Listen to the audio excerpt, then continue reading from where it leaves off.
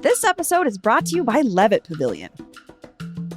Because concert season is starting soon, Levitt is kicking off another summer of live music outdoors with a free performance from Black Joe Lewis on May 24th.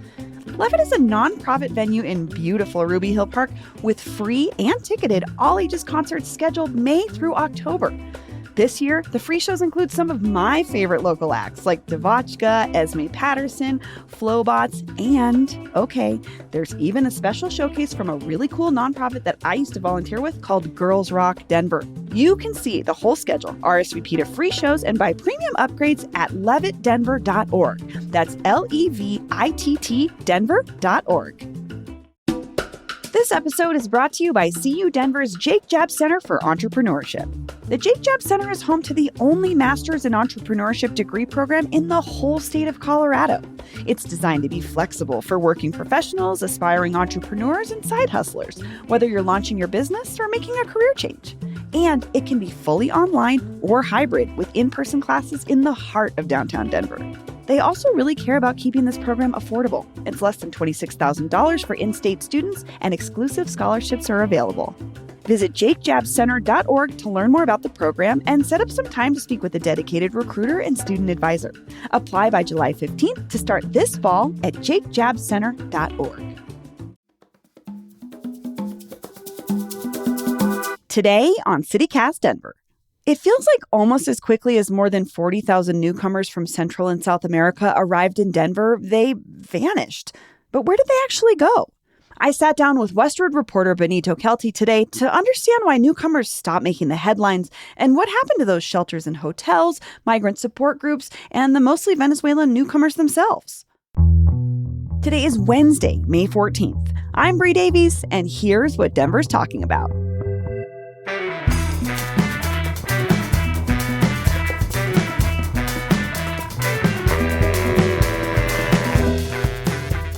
Benito Kelty, welcome back to CityCast Denver. Thank you. Thank you for having me back. So, Benito, you posed this really interesting question recently. Where have the 43,000 newcomers gone that came through Denver like in the last 2.5 years? How did it occur to you to even ask this question? Yeah, I think it was a newsroom question. We have been covering it so much over the past 2.5 years, and there was a time from late 2023 to early to mid 2024 where I could just kind of go out and find migrants sleeping in encampments. And, I could just always kind of go there to talk to them and inform my stories. And we were talking, and at some point we kind of realized that those aren't around anymore.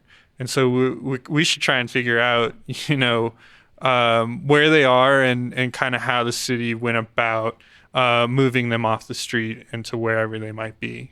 You kind of mentioned this. You'd been in touch with some of these folks throughout your reporting.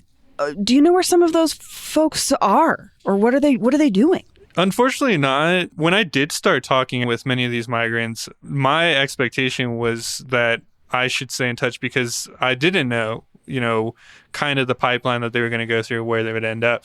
We were in touch all the time through WhatsApp, and eventually they disconnected. I mean, this would happen kind of over the course of maybe over the last 2 years. Like Luis Alvarado, who I mentioned, I met him in May 2023. We had been in touch maybe all the way until like late 2024. But a lot of them had ended up in housing. Some of them were still looking for housing. I don't think they had necessarily gone through, the city's kind of pipeline. Like Raul Mendoza, I remember he was still looking for housing the last I talked to him in maybe like October 2024. And he was in an apartment last time I talked to him, but sharing it with like a dozen roommates. And that was a really common situation. Some had made their way to an apartment that they had with just one other roommate, and that was after they had gone through like the city's pipeline, the Denver Asylum Seeker Program. A lot of them have work permission now. They found jobs, in kitchens, construction, really doing anything that they could. So a lot of them, they ended up not on the street anymore. I would say like most migrants I talked to and then lost contact with, they were at least in housing the last I had talked to them.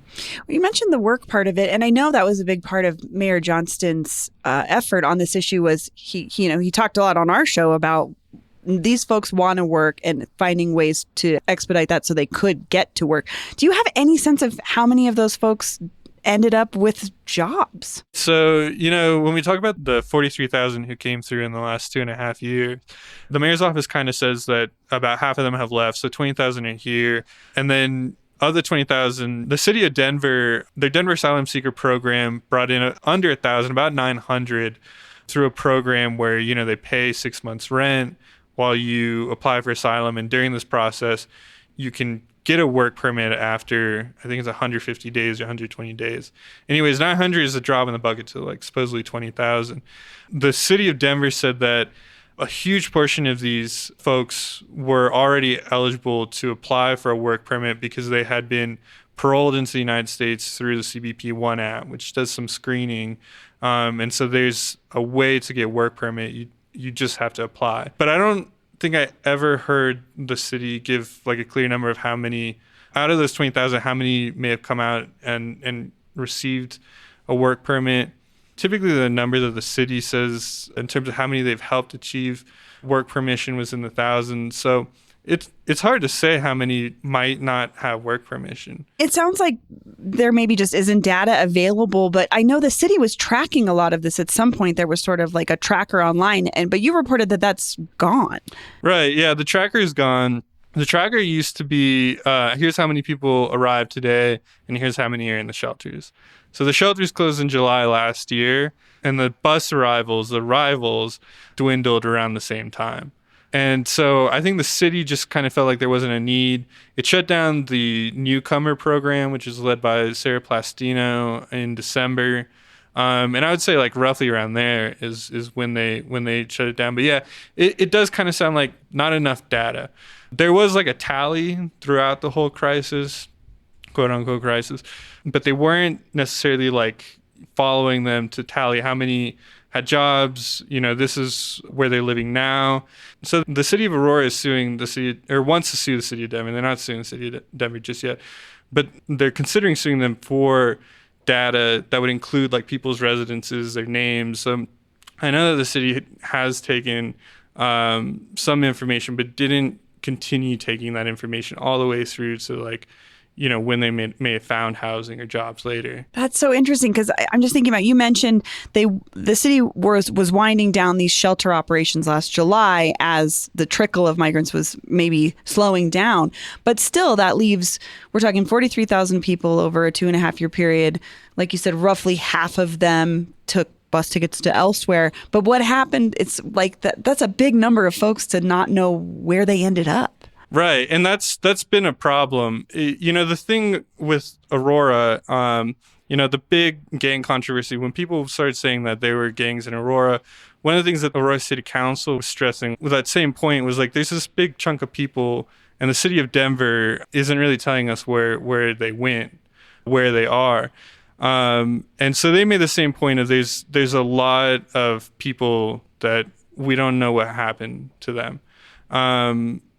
The city of Denver, I don't think has ever really, said that exactly, but that's kind of the sense that I think I get and a lot of people get.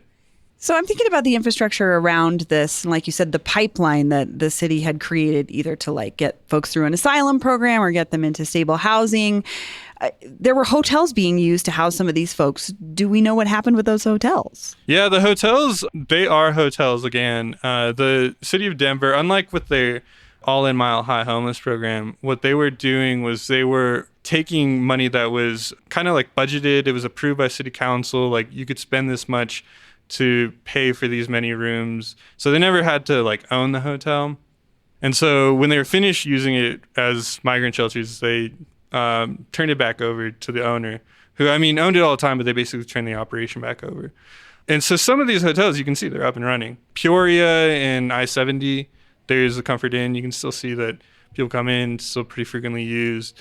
6 and Federal, you can see in the northwest corner, there's a hotel, and it's still being used again. The one that doesn't necessarily look like it's up and running again, but I don't know. I need to ask. It's going to be the Zuni one, the Spear and Zuni. The big one right off I-25. Yeah. Right, exactly. I don't know, how difficult it may have been to, try and revert it back to a shelter. But all I know is that the city had about 7 hotels that it was using. And pretty much all of them are back to being used as hotels, including on Tower, Peoria, Federal. Interesting. Yeah. So that costs money, obviously, to utilize those hotels. Do we have a sense for, or did you get a sense for what the city has spent so far on this whole operation? The highest estimate that you'll see is from the Common Sense Institute, which incorporates like hospital costs and education and kind of a regional look. I can't remember what their figure is. I think it must have been in a few $100 million. But the city early last year, a lot of their talk was a lot lower. There was a time in late January, early February, where Mike Johnson was saying, if we continue to house migrants the way we're doing, where we welcome a bus full, put them in a hotel, and just keep paying for rooms, then in the next 6 months, we're going to incur, I think it was like $140 million cost or something like that. And from there is where he kind of tried to start whittling it down. That was when he cut DMV hours and rec center hours, and then eventually reoriented the city from an emergency response to a more long-term response. And so he was able to kind of get that public figure that he was using down more and more just in terms of the migrant response. But we found Axios actually reported that same Common Sense Institute quote you had. The conservative-leaning Common Sense Institute estimates that the Denver area has spent at least $216 million supporting recent arrivals from the southern U.S. border, including spending on city services, education, and healthcare. So over $200 million. Right, yeah. And so that would be the high-end estimate. The city estimates that it spent a lot less.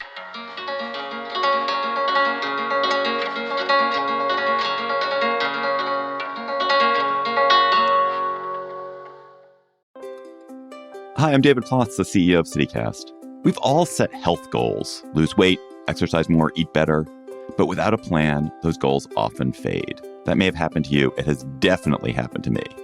And that's where Prolon comes in.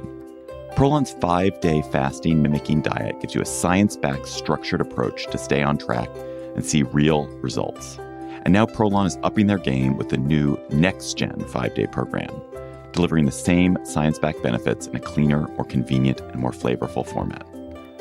Prolon is a plant-based nutrition program featuring soups, snacks, and beverages designed to nourish the body while keeping it in a fasting state, triggering cellular rejuvenation and renewal. Next Gen builds on the original Prolon with 100% organic soups and teas, a richer taste, and ready-to-eat meals. Developed over decades at USC's Longevity Institute and backed by top U.S. medical centers, Prolon has been shown to support biological age reduction, metabolic health, skin appearance, fat loss, and energy. I've been doing the 5-day program, and I feel so much better. I really enjoy the tasty energy bars, the snacks and soups, and the fact that I can enjoy meals, even though the calorie count is super low. The flavors and textures are excellent. An olive oil snack here, broccoli and quinoa soup there, hibiscus tea, a yummy nut bar. It's got the benefits of a 5-day fast, but doesn't have the challenge of doing it with pure liquids. It's a system reset.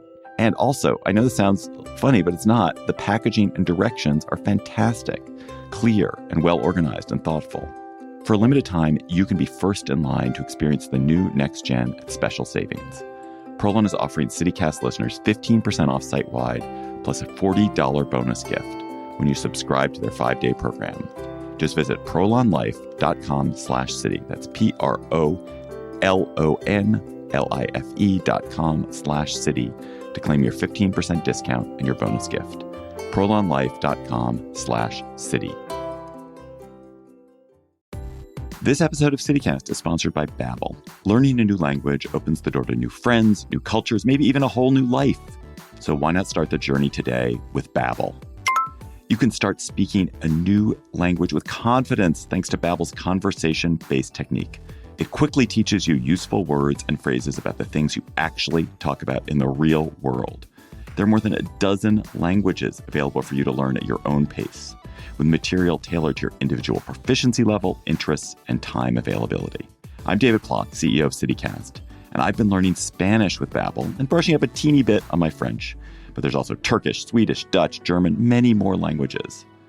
Babbel's tips and tools for learning a new language are approachable and accessible. It's like having a private tutor in your pocket. I particularly love Babbel's guided conversations, which let me practice real-world conversations. What to say at the doctor's office, how to leave a party, using speech recognition to make sure I'm getting the pronunciation right. Babbel's mobile app and website have real-time feedback, progress trackers, and clear visualizations. They're helping me improve my Spanish in only 10 minutes a day. So get talking with Babbel. I want you to learn another language, so I'm teaming up with Babbel to gift you 55% off subscriptions, but only for CityCast listeners at babbel.com/CityCast. Get up to 55% off at babbel.com/CityCast. Spelled BABBEL.com/CityCast. Babbel.com/CityCast. Rules and restrictions may apply.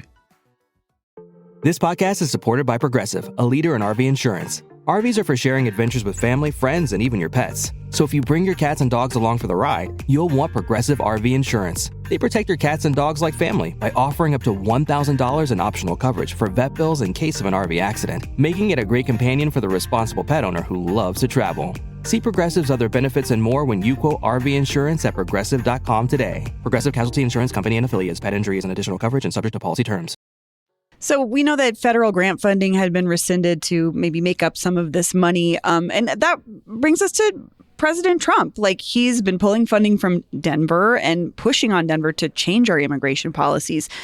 How do you think all of that actually affects the newcomers themselves, like some of the folks you talk to? In theory, they should be entirely off of City of Denver support. I have no reason to think that really a large amount would still be on support from the City of Denver. And by support, I mean, like, you know, housing assistance, like paying for their rent. And, you know, that, I mean, it kind of boils down to that. I mean, that was a huge chunk of the cost was just housing them, feeding them as well. But the federal cuts will probably impact what kind of services they can get from like nonprofits.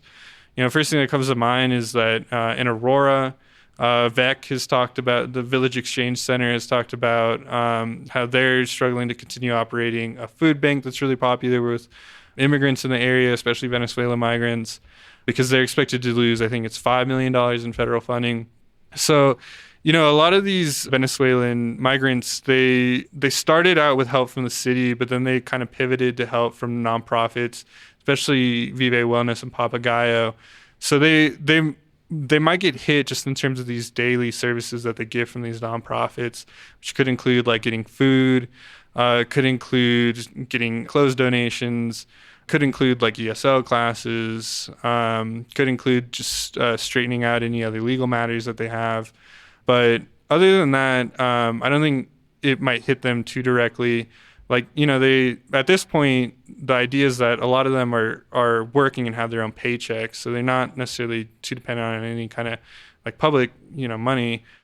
They may be worried at this time, deportation. But, you know, from what I've heard, a lot of them sound like they really just are trying to continue this life.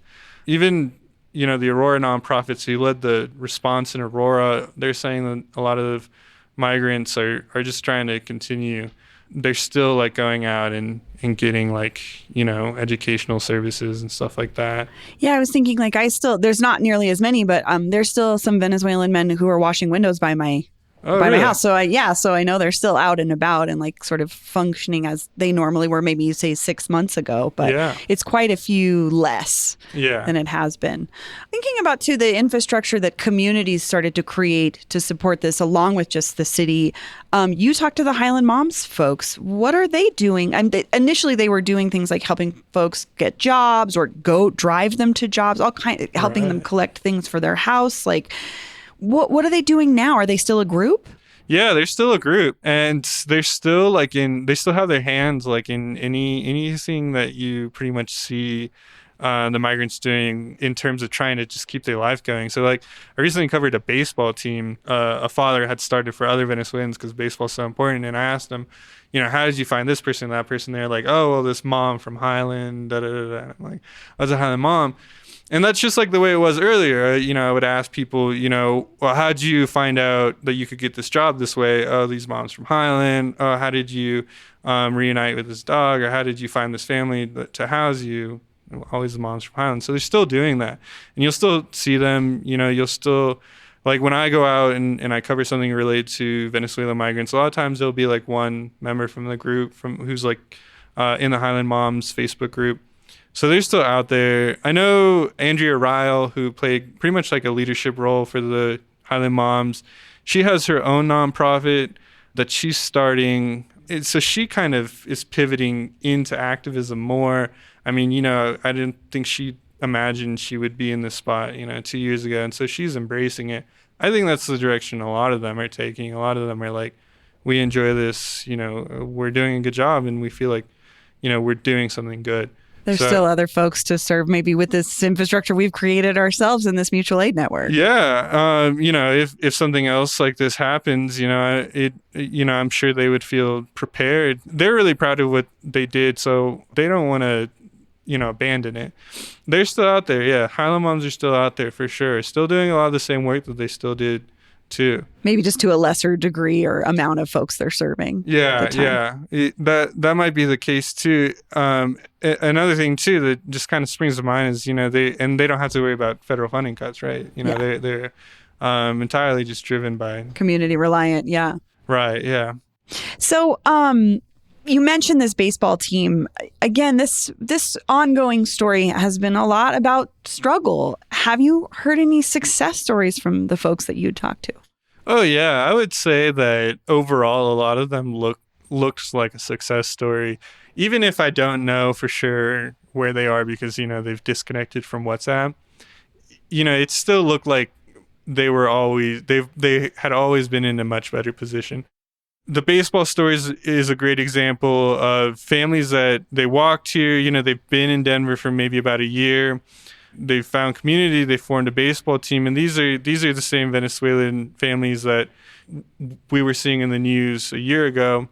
And so now you see them really just trying to adjust to life here with something like that. I mentioned the dog. There is a great story that I did earlier just about a family that they were almost separated from the dog that they brought up with them from Venezuela, and they were reunited. A lot of them, either way, they ended up in a stable position. Like Luis Alvarado, I remember, he was like probably one of the first I had ever met as a reporter for Westward. And he went from, arriving off the bus, not really knowing where he was, staying in a place with like a dozen other people to, finding a job in maintenance and then having his own unit with just another roommate. And that was the last I saw him. But still, that was so much better. I mean, Raul Mendoza was in the encampments. I remember he used to tell me stories about having to wash up in like Walgreens bathrooms, and then he eventually found housing. He was still in that kind of like with 12 other roommates stage. I remember folks who were in encampments, and eventually with the help of Highland Moms, they were able to form an LLC, so they were able to circumvent like work permission steps. And so last I had seen them, they were like shoveling snow. So a lot of them were on like a forward, upward, trajectory. Yeah. So it looked good for a lot of them. And then I think a lot of them you follow, it ends up really great. I remember last year I covered a couple. It was two women, and they were getting married with the help of, I forget which group, but it's a group that actually forms because they wanted to do weird dancing in Sloan's Lake. and eventually they had gotten involved with this couple and helped them get married. And, go through the whole process of, being legally married and everything. And even, hosted the wedding, in Sloan's Lake. And yeah, that's definitely a success story too, because part of it had been, they came here to, be an openly gay couple. A lot of this just sounds like success in the terms of like, their lives got to go on and they got to kind of just get back to normal as much as they could in a new place. Yeah, that's actually, very much right. Yeah, that's the case with the baseball, with the couple. Yeah, exactly. Right. Getting a new apartment, getting a job, right. Establishing roots with your community and stuff like that. Yeah, that's exactly right. So before we go, I want to ask you, last time you were on to talk about Trump's immigration crackdown, you shared a personal story about your mom and how she was feeling as an immigrant from Mexico herself. I think listeners are probably curious, how's your mom doing? Yeah, she's doing well. She's doing great. Of course, and this is after Mother's Day too, so it's perfect. She liked having that story shared, and I think she kind of built off of like listening to it again. And you know, she's always really she always wants to clarify that she feels like she's lucky, that she knows that, you know, immigrants represent people who are dealing with, you know, challenges that are much harder than what she had to go through. And so I think when she heard her story told, she thought to herself, like, you know, as scared as I am, at least, you know, I'm lucky enough to, you know, have been here, to have a family here, and, you know, to be in a position where I feel like, you know, maybe I'm not as vulnerable as the rest of them. That said, she still brings it up all the time. You know, news like Kilmer Garcia, of course, that scared her because she's a citizen. And, you know, at first she had this joking tone of like, you know, can I even be deported? Now that and he was deported, and his his state, I feel like, has been trying to get him back here because he had done the whole process. Right. Yeah. Already. And so I think headlines like that worried her. And so she still worries. She's a little bit hesitant about leaving the country, but overall, I think she feels reassured that maybe it's not that bad yet. But yeah, she says her nervous thoughts out loud. So, I mean, and she says them in forms of questions to us. So, like, you know, I know that she's still nervous that she might be deported as a U.S. citizen because she asks us, you know, like, do you think I'll still be deported as a U.S. citizen, or when do you think I'll be deported as a U.S. citizen? So, you know, she's still worried, but... How do you answer that question from your mom? Well, yeah, you know, I think we kind of brush it off, maybe play it like it's not that much of a possibility. Early on, I think it was a lot easier to answer it as like, oh, it won't be that bad. Yeah. But I think over time, we've maybe more and more, you know, had trouble answering it so confidently because it's not as like, we're not as sure that everything will be okay, actually. Well, thank you for sharing that story. Yeah, no problem. Yeah, thank you for listening to it, asking about it. Yeah.